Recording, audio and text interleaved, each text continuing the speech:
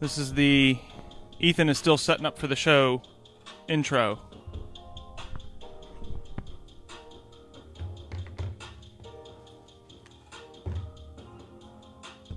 Check.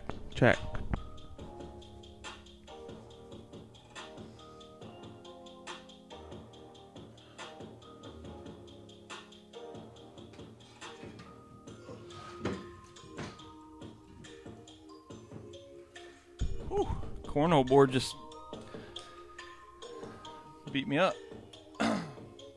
Okay. I don't even know where my phone stand is. That's okay. We're back. This is the Turn Left Podcast.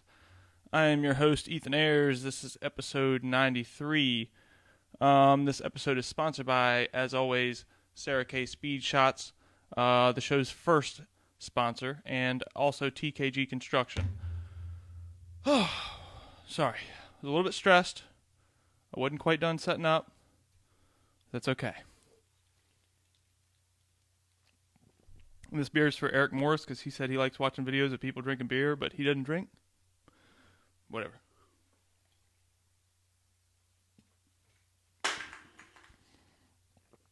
Whew. Okay. Like I said, we're back. Oh, and we got merch. As you notice, I forgot I meant to do that first. We have merch now. Hit me up. Already sold one. I already have a bunch of pre-orders. I just haven't gotten them out to everybody. And soon I will have prices on how much it is for, if you live out of town and shipped. So soon I will have that price for you. I just don't really know how much it costs to ship a t-shirt. I probably should have asked BJ. I'm sure he would know. But yeah, Rebellion Graphics. Got it right here on the front. Hold on, I'll grab one.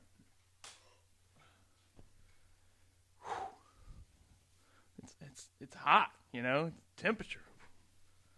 Sorry, that was a corny joke. That's the front.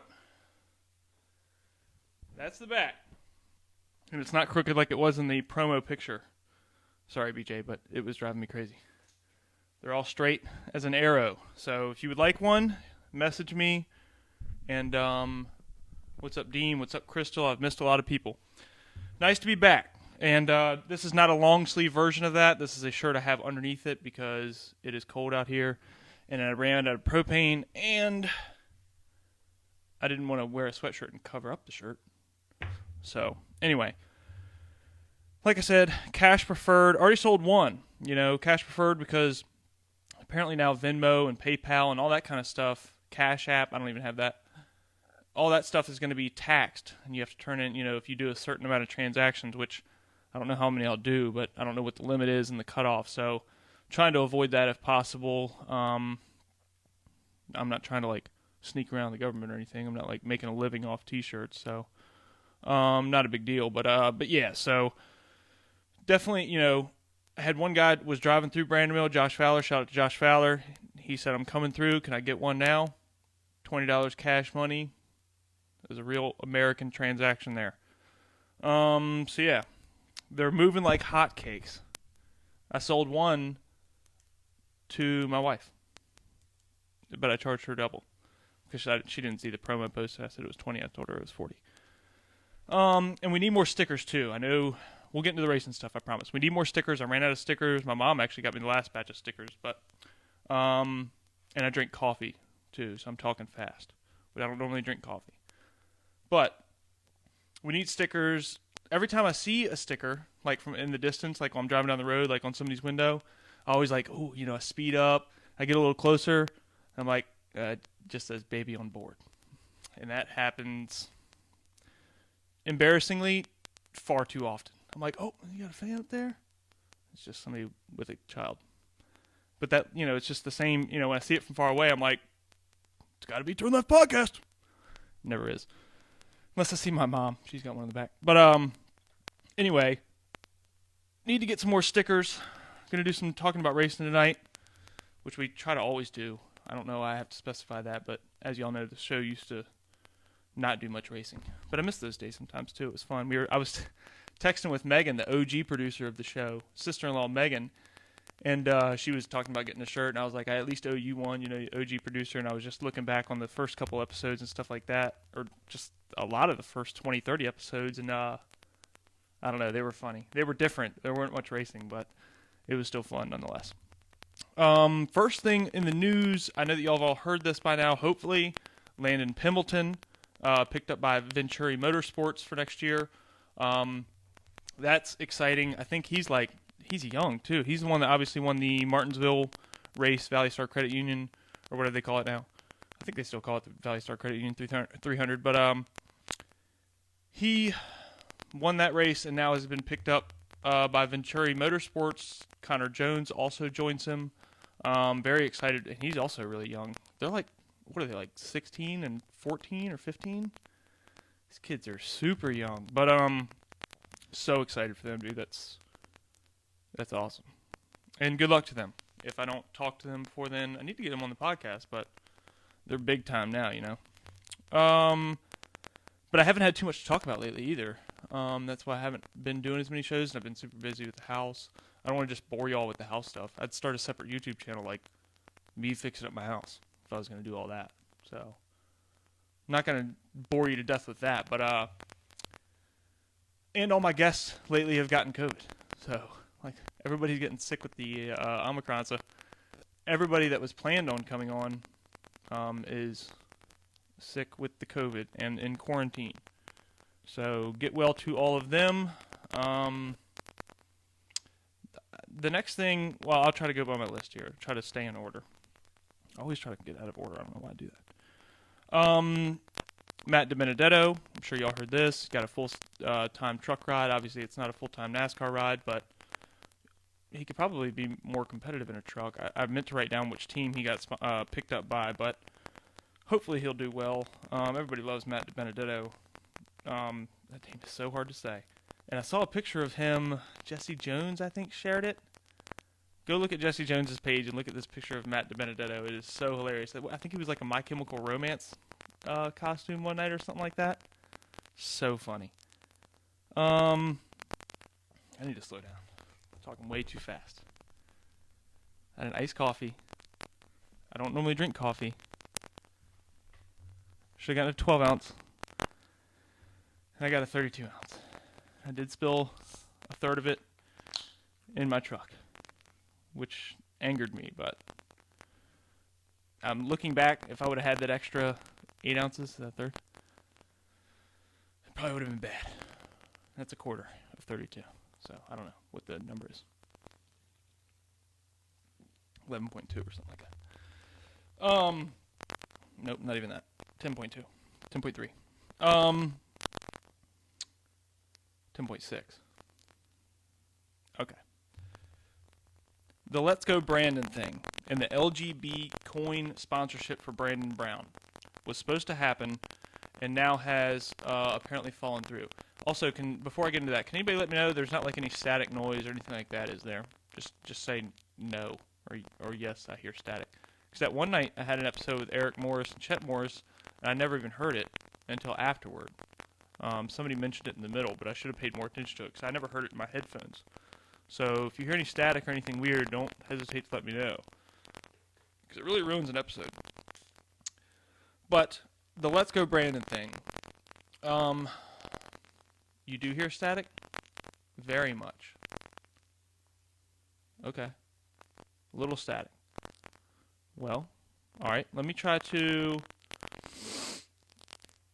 I don't even know. Let me try this.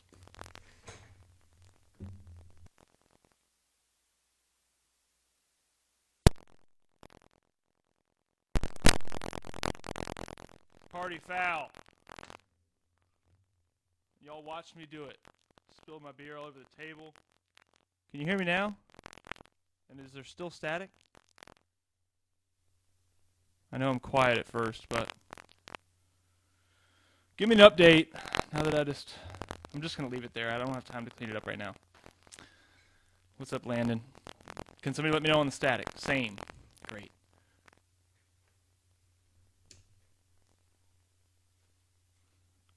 Technical difficulties. Hold, please, one moment. Ooh. there's a table back here now, so I don't know if y'all can really see it, but it's very much in the way, and I didn't realize it until I tried to sit down here for the first time. It's a complete mess tonight.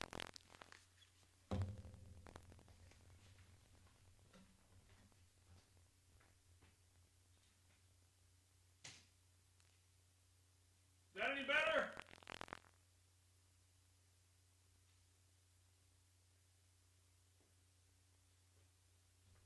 God. It's only when I talk? It's even worse.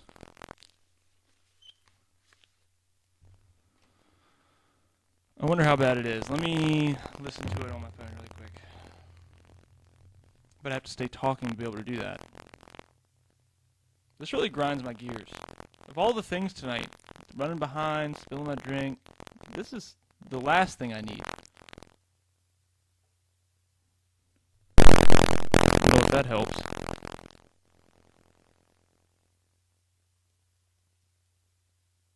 Hold on.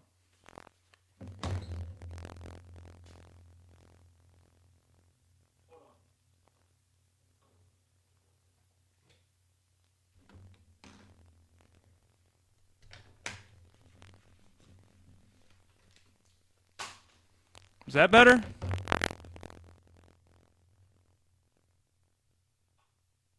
that better? No. Fuck. Hold on.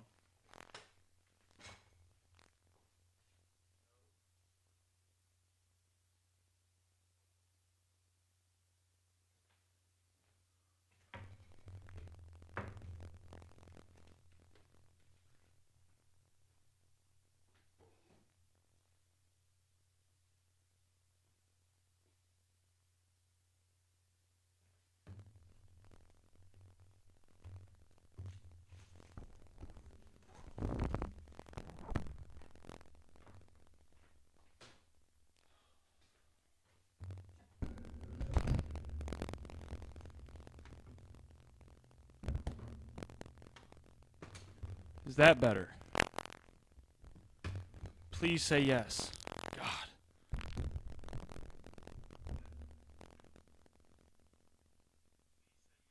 It's not. I can hear it on the thing.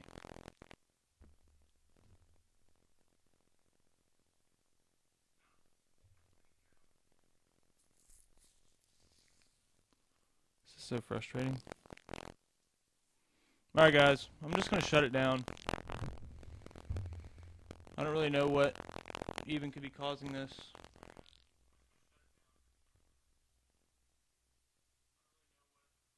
The ring light that caused it last time is not even plugged in, so I don't know. Let me try one other thing.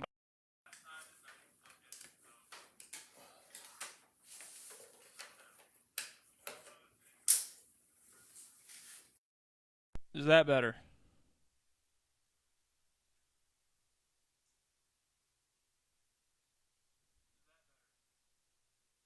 Maybe?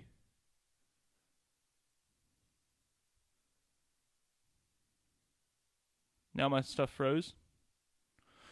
Maybe that fixed it. Okay. We're back!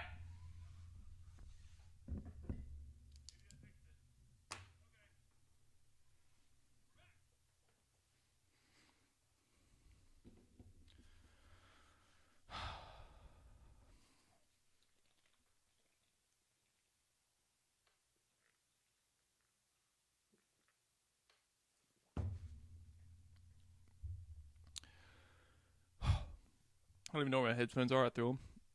I don't really need them. Fuck it. Okay. LGB coin. Now I'm hearing myself talk back. Let me know if it gets bad.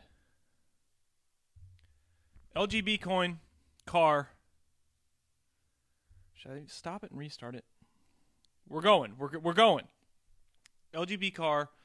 Yes, I think it was bullshit that they pretty much approved it. And obviously in the past they've done the Trump cars back in the day. They've done all kinds of stuff as far as political, rides. So they said that they were going to approve it, and now they said that they are not going to. So I don't exactly know the reasoning that they have behind that. If somebody could let me know, I know that they're trying to get out of political sponsors moving forward, but it just seems awfully convenient that, everybody was allowed to do Trump and BLM and all this other stuff, and now this kid that desperately needs sponsorship money can't get it because now all of a sudden they want to change the rules. And it's obviously because of what this LGB, represents. So, everybody do me a favor and share the video and say the sound is fixed, if it is fixed. So that way people that left, and I don't blame them for leaving because it's impossible to listen to one where it's staticky like that, just share it and say audio is fixed, watch the rest. Please, whatever. At first, when everything first started happening, like when the LG or Let's Go Brandon thing went viral, what's up, Bryson? He came out and like complained about it, and I initially thought, if anything, it's already gone viral, and it's because of his name. Like he should, if anything, leapfrog off of that and do something with it. Now, that's not as easy as you think because of obviously the political nature that we're in right now, and obviously NASCAR doesn't even accept it. So I don't know. I thought that he could have leaned into it. Brandon Brown, this is the Let's Go Brandon, where that all started. I thought he could have leaned into it and kind of made his name bigger just from that. Like, I'm the Let's Go Brandon guy.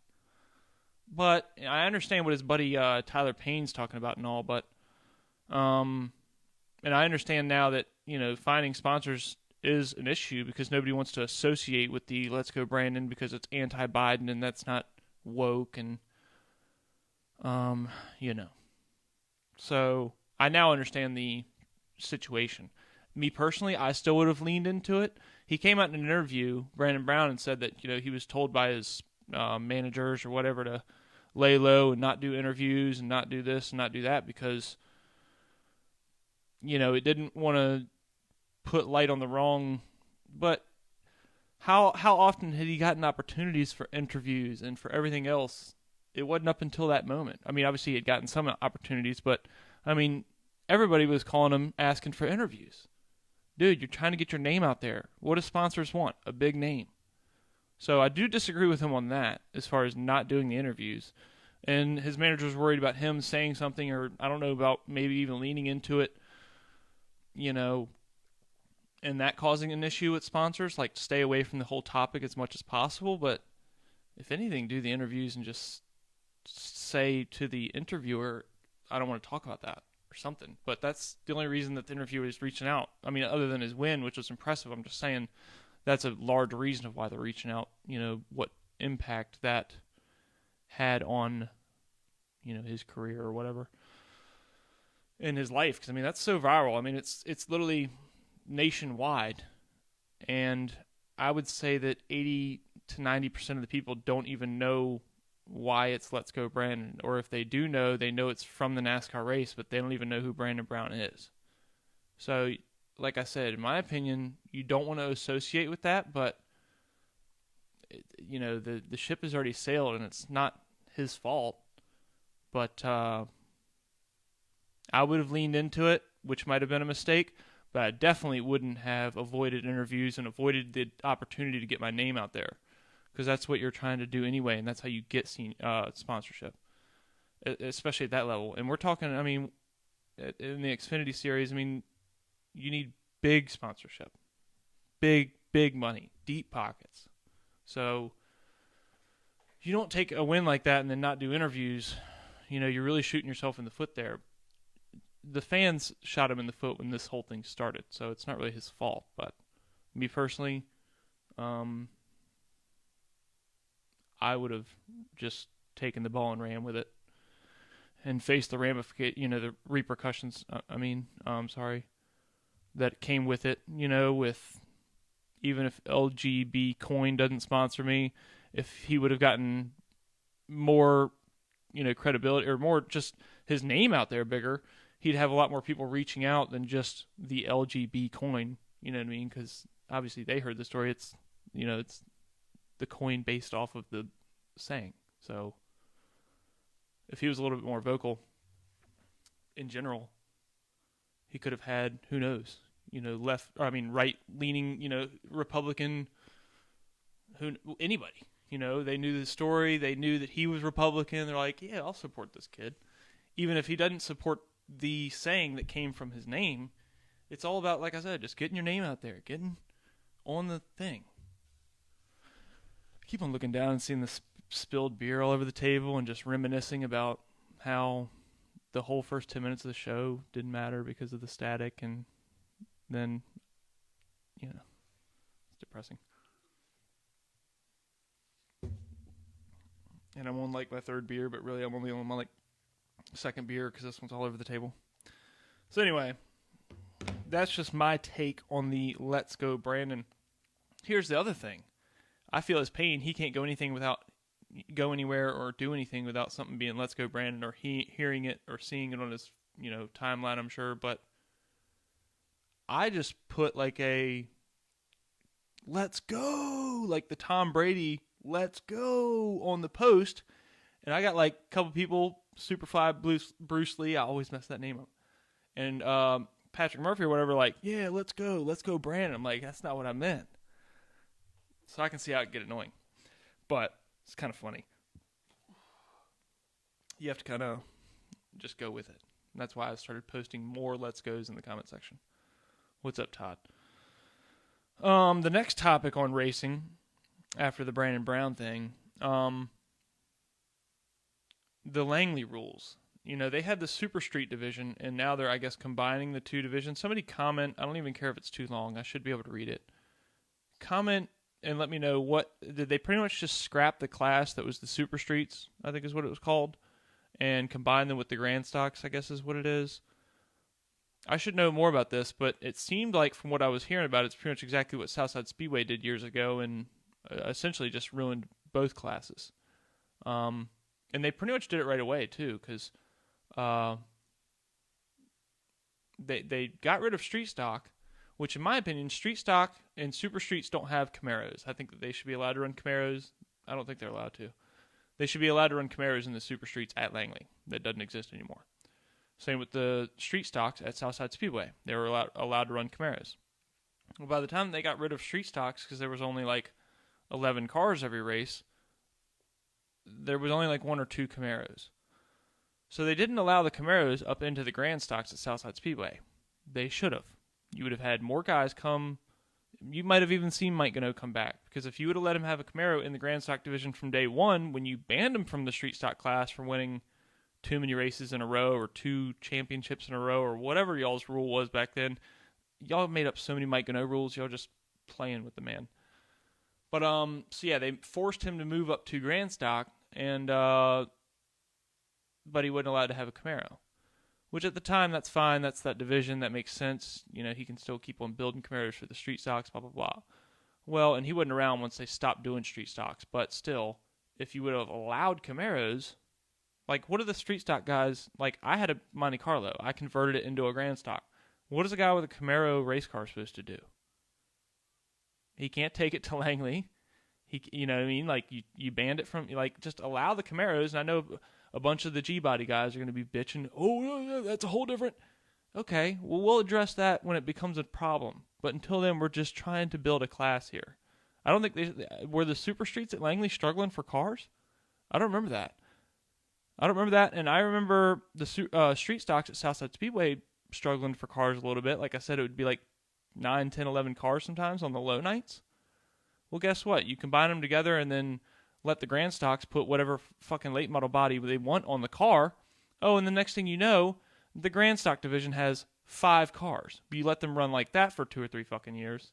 So you literally demolished 2 fucking divisions at Southside Speedway. None of it matters now, but it's like other tracks.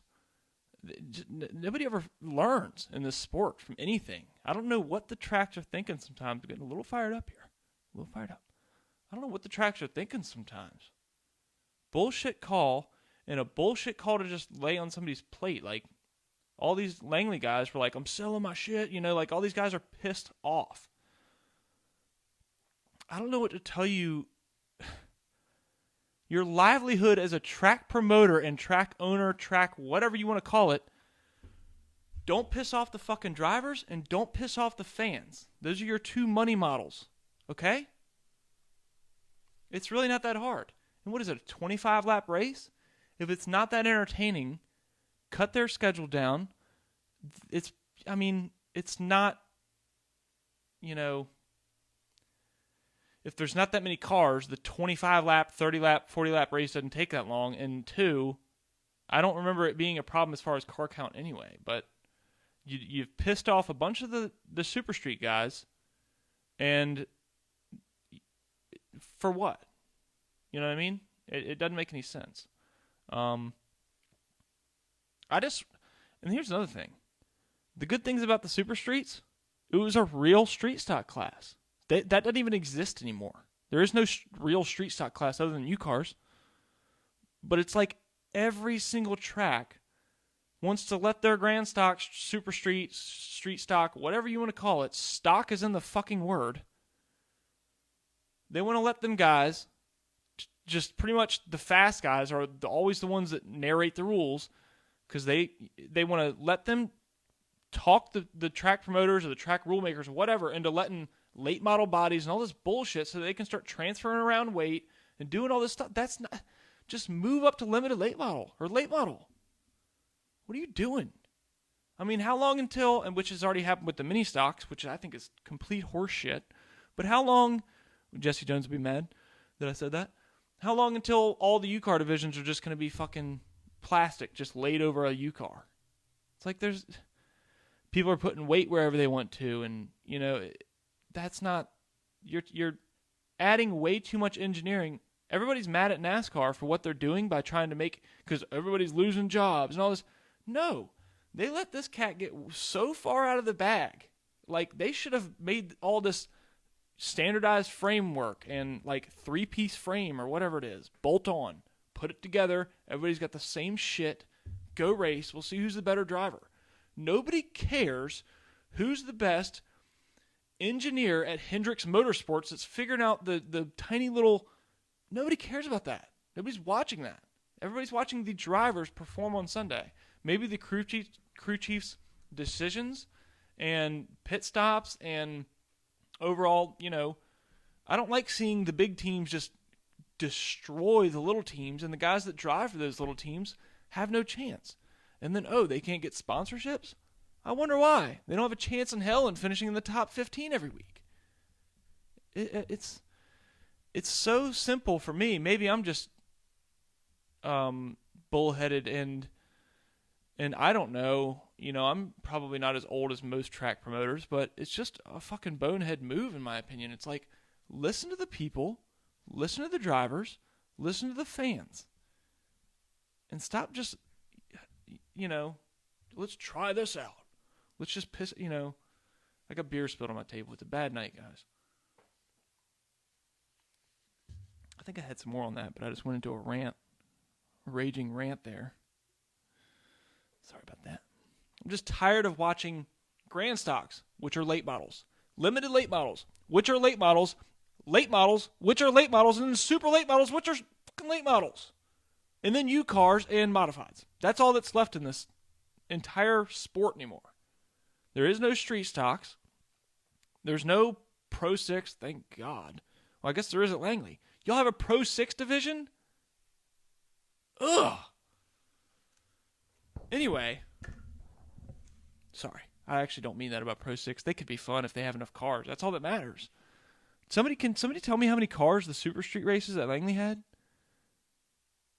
Because if it wasn't a car count issue, then what was the issue? I don't understand it.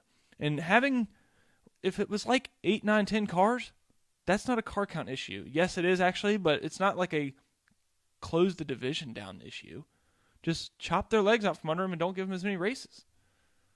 Something. Don't just tell everybody they got to sell their car. It was 6 Super Streets. Okay, that's kind of dog shit, I'm not going to lie. But still, you can build classes back up without having to end classes. Does that make sense? I mean, you also don't have to destroy... The reason it's 6 is probably for another good reason that I don't know. Does that make any sense? Because I remember when the street stocks were, when I started, like 38, 39 cars. And then a couple years later, they've allowed so many bullshit rules, and they've allowed anybody that, they've pretty much pissed off Mike Gano, who had like 11 or 12 cars with him. They've pissed him off enough to where he says, I'm packing up and taking my shit home, and all of his people are loyal enough to follow him. You don't piss off somebody like that. You don't like play by his rules and let him walk all over the division. He never tried to do that. But you don't piss him or his son off and all this.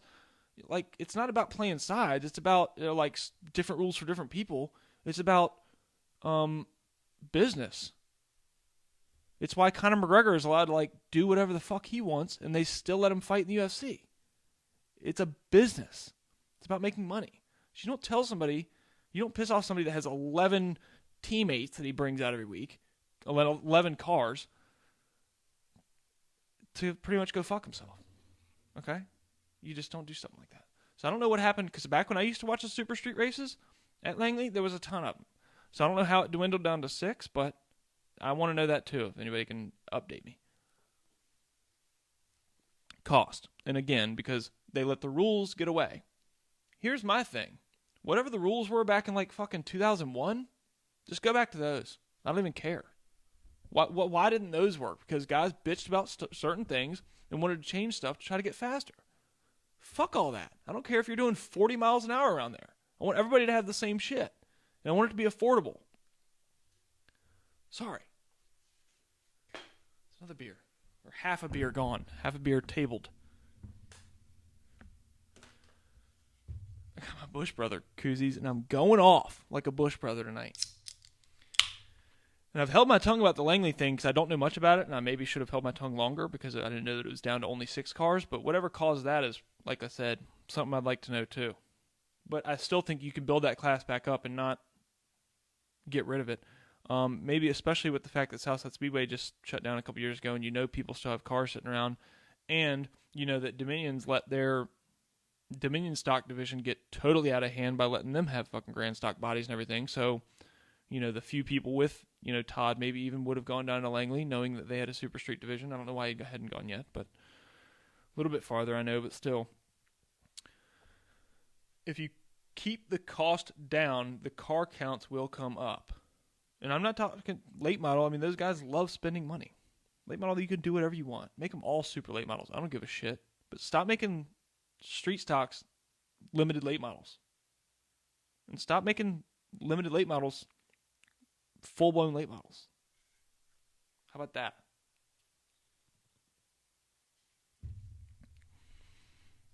I don't even know what's going on anymore. I unplugged 40 things in the studio when I was trying to figure out what the buzz was coming from. I'm glad we figured it out, but,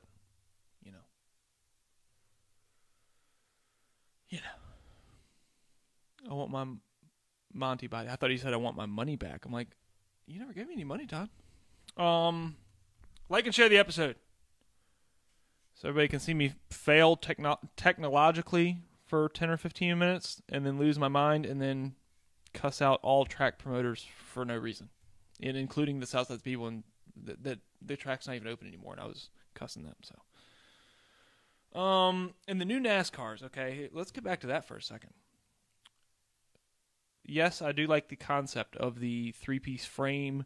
They don't need 140 guys working for the team to build and weld and do all this bullshit.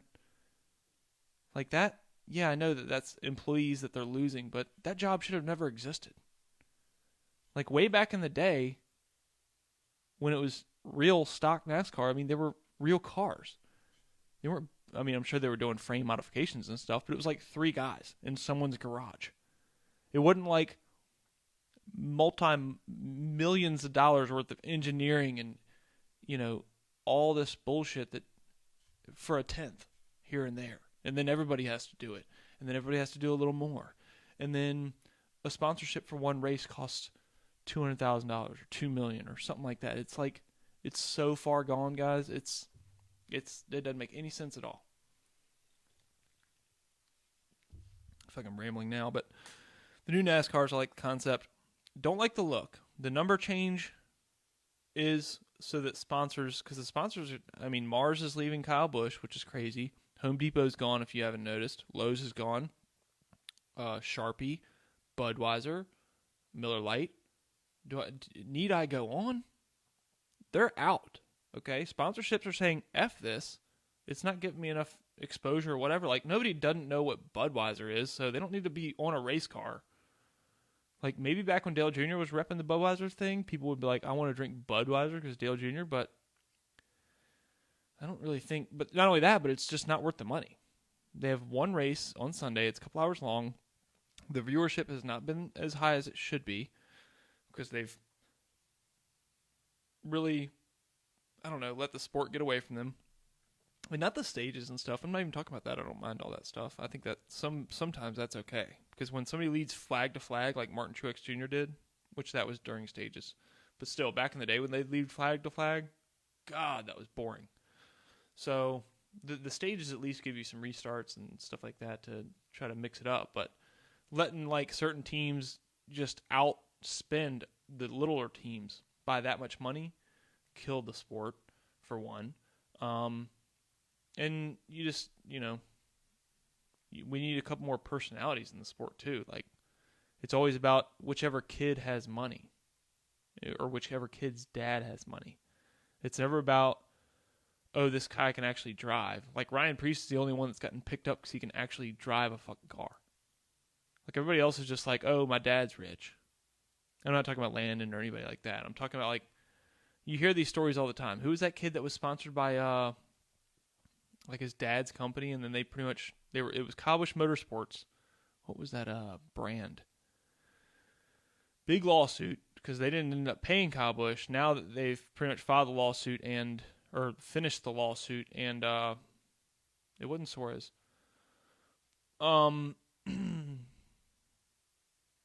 And they're going to pay Cowbush all of his money, or KBM all of his money, which is now also shut down, I think. Yeah, and he's getting a ride with Gibbs or something?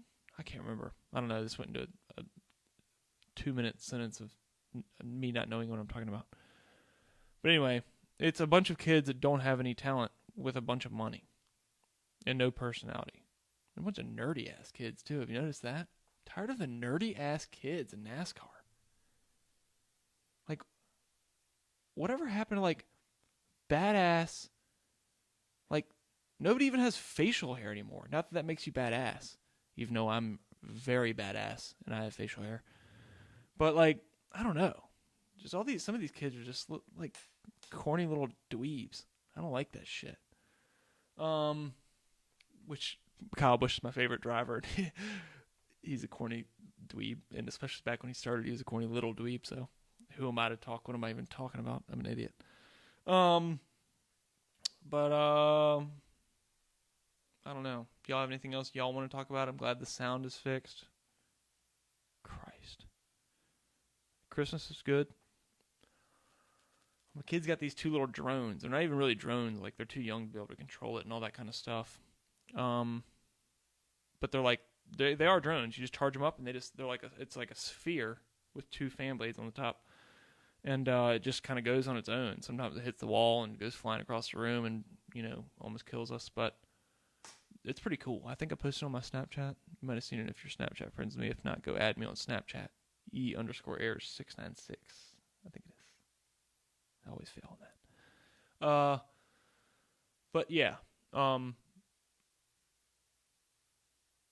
The drones, those are cool. What else did we get? I feel like there was something else. My daughter got 1,000 JoJo Siwa things, which most of y'all probably don't even know what that is, but it's like some YouTube chick. She like dances and sings and has the craziest fashion. Like my daughter wants all JoJo Siwa clothes. And like the first time she brought a JoJo Siwa jacket home, I was like, what the fuck is this? And then once I learned, I'm like, oh, that's actually pretty cool. Because that, like, it was a legit one. So anyway. But, I know a story. I got a little shorty for you. So my daughter has this activity table where she practices her letters and colors and numbers and all this BS, which she's 4.5. She's had it for over a year now. I think she got it last Christmas, maybe the Christmas before that. So she loves playing on the little activity table. It's got its own little chair. It's a desk. It's got a pen. It lights up. You can draw and all kinds of stuff. Well, her brother, who's 1.5, always wants to try to push her out of the chair and steal that from her and do his own letters and numbers and all that BS. So the wife decides, let's get him an activity table, the boy version. Great. Because hers is like purple and pink, like very girly. Not a big deal. And you'll hear why. So we get him the boy table, which is great. It's awesome.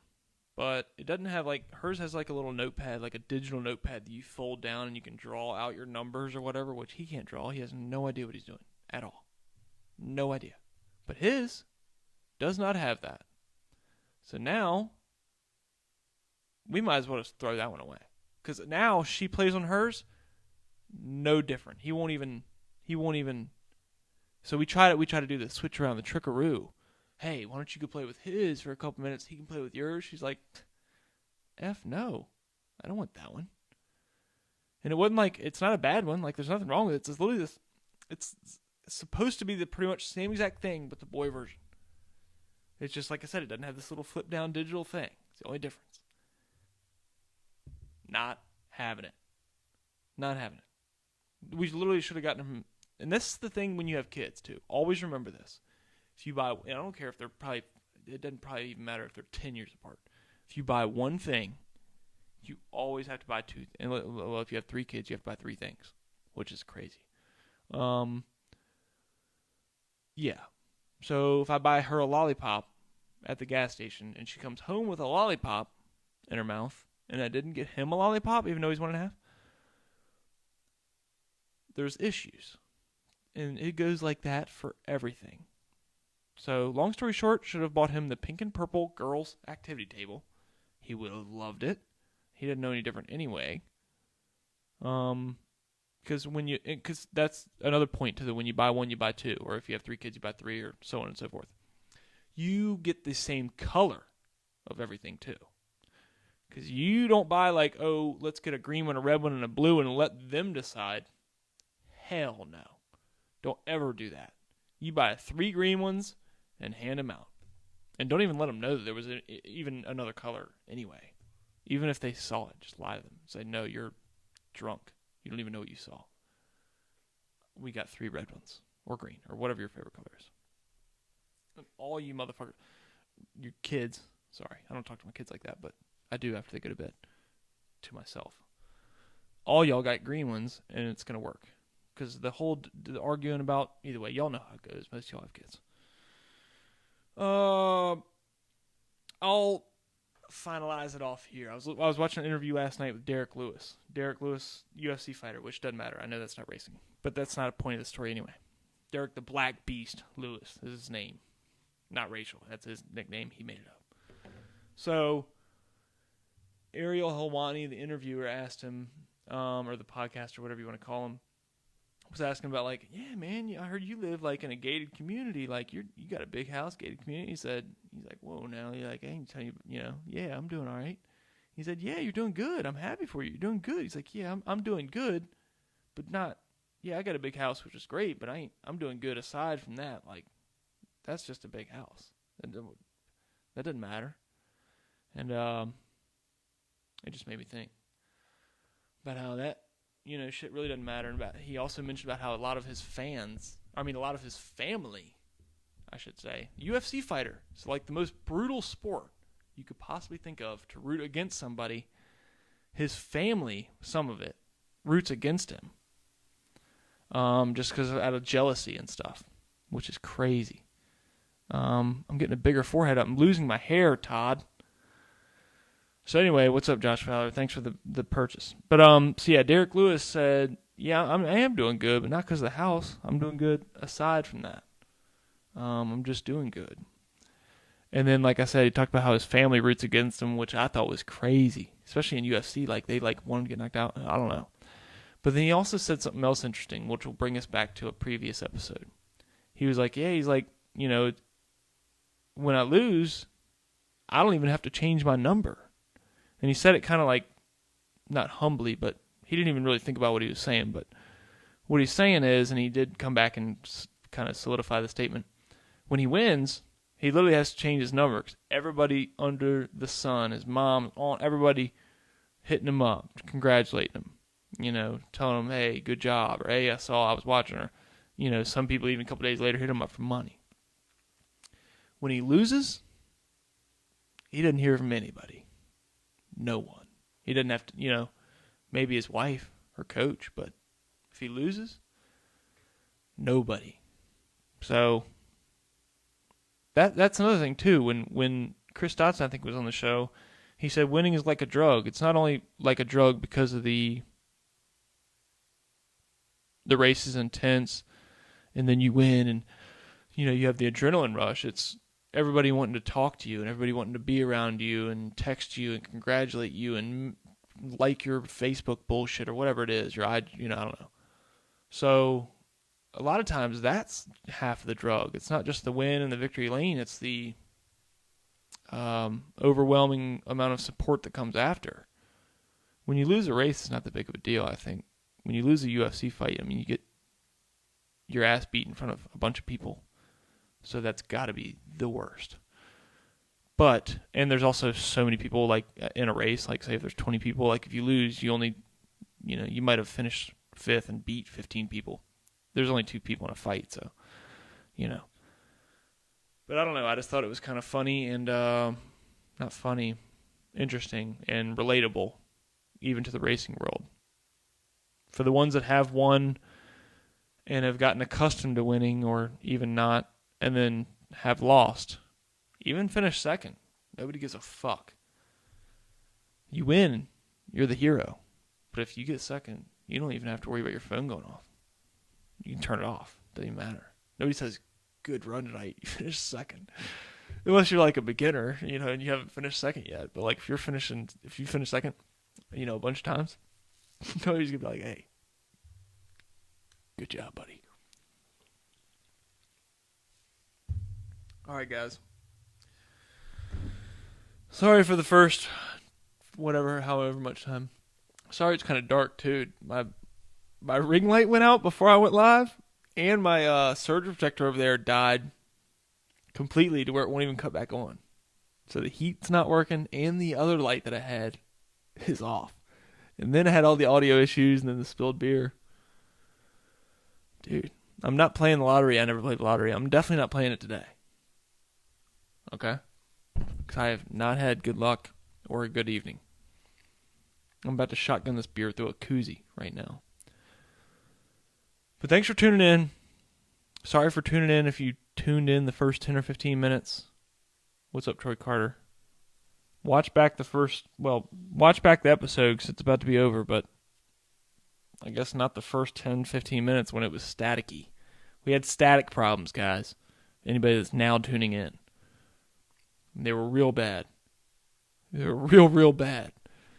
I spilled beers. All right, guys.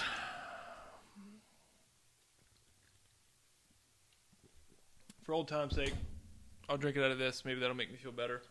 Oh, shit. No, I won't. It's really dirty in there. Now I got it. Damn it. I'm an idiot. All right, guys. Episode 93 in the books.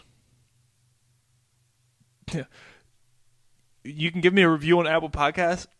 Don't do it for this episode if you're going to review me on audio only. Because you got to think on Apple Podcasts and Spotify. That's audio only, no video. So that first 10 or 15 minutes, you can't even look at my pretty face, and you got to... Oh, God, I can't even drink beer anymore. You can't even, all you hear is static. So rest in peace to this show. Tune in next week. Hopefully all my guests will be COVID-free, and we can do some episodes. Peace out, everybody. It'll take me a second to turn it off.